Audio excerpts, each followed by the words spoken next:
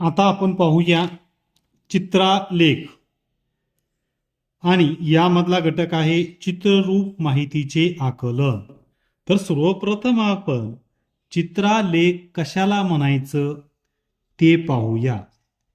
चित्रालेख म्हणजे काय, कशाला म्हणतात चित्रालेख ते आपण माहिती त्याची पाहूया.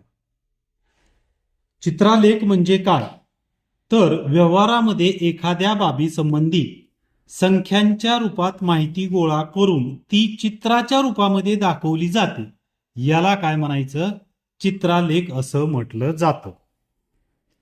चित्रालेखात बघा, ज्या वेळेस आपण परीक्षेमध्ये तो चित्रालेख पाहतो, यामध्ये काय केलेलं असतं, एका चित्राचं प्रमाण दिलेलं असतं.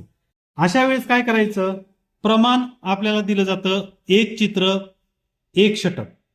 म्हणजे एक चित्र असेल तर त्याचं प्रमाण एक षटक म्हणजे 6 चेंडू. काही वेळेस असं दिलेलं असतं, ते चित्रालेख मी तुम्हाला पुढे दाखवणार आहे आणि त्याचं प्रमाण दिलेलं असतं. समजा एक व्यक्ती 12 गाड्या, तर चित्रातील व्यक्ती पहा व एकूण गाड्या सांगा असं जर विचारलं तर आपण काय करतो, जेवढी चित्र आहेत तेवढं काय करतो, पटकन लिहितो. असं न करता त्याचं प्रमाण, हे चित्रालेखाचं प्रमाण त्या ठिकाणी काय दिलंय हे पाहणं गरजेचं असतं. ते कसं दिलेलं असतं हे मी तुम्हाला सांगणारच आहे. या चित्ररूपात, चित्रलेखामध्ये चित्ररूपात माहिती दाखवली जाते आणि ही माहिती चित्ररूपात दाखवल्याने समजावून घेण्यास व एकमेकांशी तुलना करण्यास काय होतं, सोपं जातं. या घटकावर आधारित कशा पद्धतीची उदाहरणे, कशा पद्धतीचा चित्रालेख परीक्षेमध्ये विचारला जातो, याविषयी आपण काय करूया, आता सविस्तरपणे माहिती पाहूया.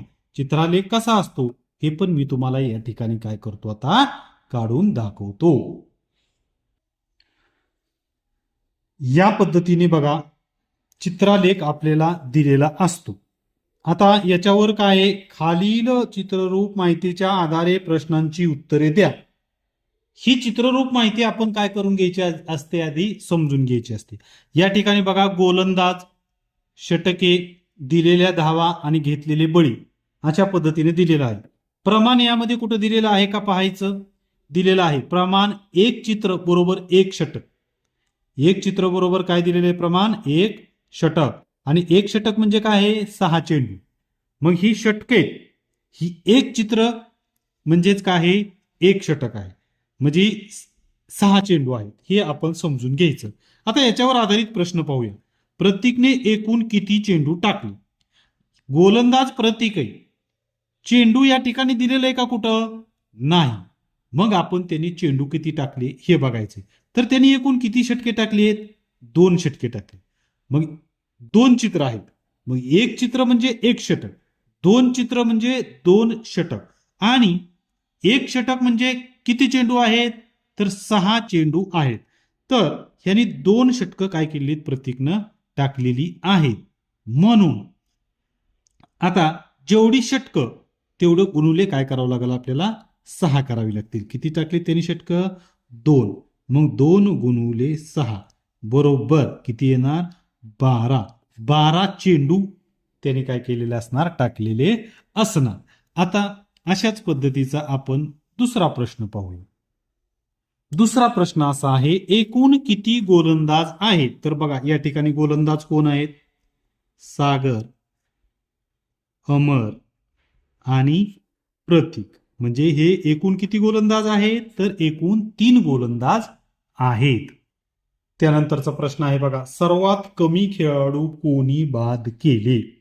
तर बघा या ठिकाणी आपल्याला दिसतंय, गोलंदाज आहेत, षटके टाकले, दिलेल्या धावा आहेत आणि घेतलेले बळी. बळी घेतले म्हणजे त्यांनी ते बाद केले. तर सर्वात कमी खेळाडू कोणी बाद केलेत, सागरनं बघा 2 खेळाडू बाद केलेत, अमरनं 3 खेळाडू बाद केलेत, प्रतीकनं 4 खेळाडू बाद केलेत. तर मग सर्वात कमी कुणी बाद केलेत, हे 2 आहेत, तर कुणी केलेत, सागरने. मग या ठिकाणी आपल्याला सागरने काय करावे लागेल, हा जो पर्याय असेल तो पर्याय काय करावे लागणार आहे, आपल्याला त्या ठिकाणी लिहावा लागणार आहे. पुढे बघा, असा प्रश्न याच्यावर विचारला आहे, अमरने किती चेंडू टाकले. यावेळेस आपल्याला काय करावं लागेल, अमरनं किती षटकं टाकलीत बघावं लागेल. 1 2 3 4 षटकं टाकलीत. किती षटकं टाकलीत अमरने? 4. याचं प्रमाण काय आहे? एक षटक बरोबर किती चेंडू इथं? 6. मग 4 गुणुले 6 बरोबर 4 सख्खे 24. मग त्याने किती चेंडू टाकले? तर 24 चेंडू काय केले त्यांनी? टाकले. अशा पद्धतीनं वेगवेगळ्या प्रकारचे प्रश्न या चित्रालेखावर विचारले जाऊ शकतात आणि याचा प्रमाण बघून व्यवस्थित विचार करून या सर्व प्रश्नांची उत्तरे आपण अचूकपणे द्यायची आहेत.